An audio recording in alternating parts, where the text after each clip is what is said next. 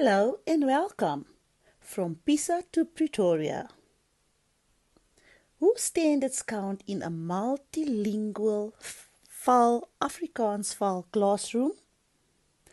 I'm looking at the topic from the point of view of a real classroom. A classroom where Afrikaans first additional language is taught. We usually hear about tests like Pisa and Pearls. These tests are very important, but sometimes they feel really distant from what we do in the classroom every day. Still, they have a big impact.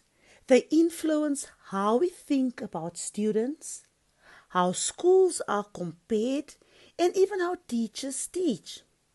In many ways, Pisa and Pearls are used to judge both students and schools. And that made me stop and think. So today, I want to ask a question I've been thinking about for a while now. Do global assessment standards really work for multilingual learners in South African classrooms? Let's first answer the question. What are large-scale assessments? These are assessments written by many learners across different countries. Their main purpose is not to measure how well one learner performs, but rather to see how an education system is functioning overall. In other words, we're not really talking about individual learners here. We are talking about educational systems and how well those systems are doing. Here are some examples. PISA assesses reading, mathematics, and science literacy. Pearls, on the other hand, focuses on reading literacy in the early grades, especially how well learners understand what they read. These assessments are very useful for governments. They help compare countries, track progress over time, and identify gaps between what learners are expected to know and what they actually know. On paper, this works well. And to be fair, it does work. But problems start when results are interpreted without considering language and context. When we look at results, without thinking about how and where learners are being assessed. So, this brings us to an important question once again. What value do these assessments really have in the African context? In South Africa, large-scale assessments provide important information.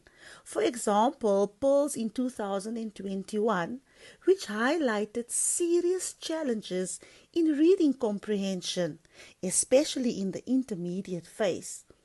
One strength of Pearls is that learners are assessed in all 11 official languages. This allows results to be analyzed by language and by province.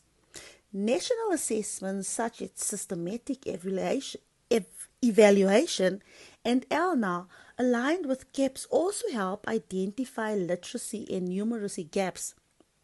The assessment help policymakers see where intervention is needed, but they don't always explain why learners struggle, especially in multilingual classrooms. Let me share how one learner explained it.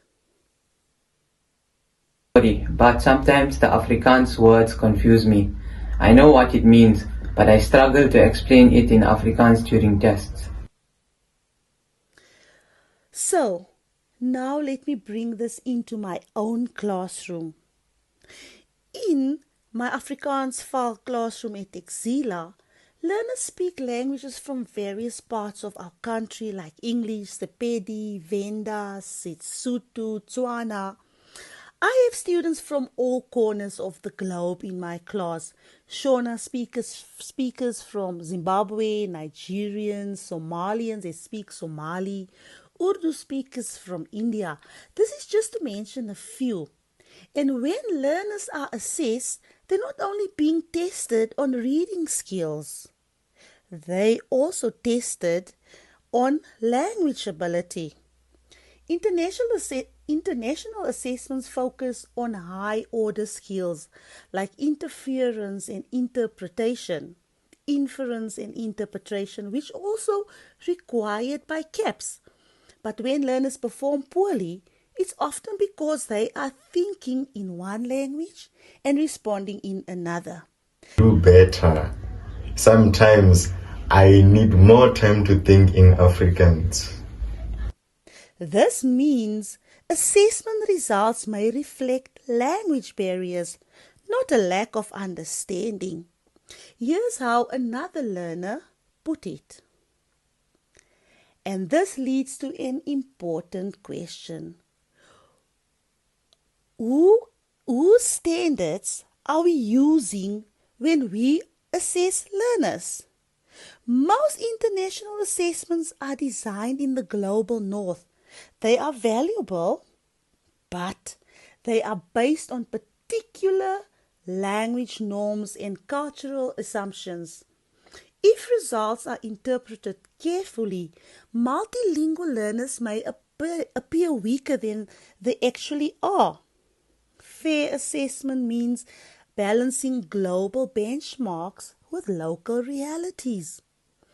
In conclusion, large-scale assessments like Pisa and PIRLS are important tools for understanding education systems.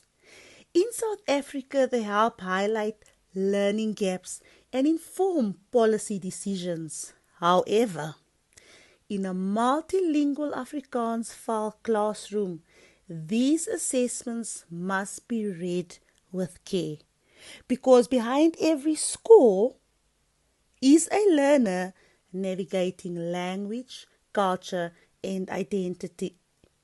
Thank you for listening.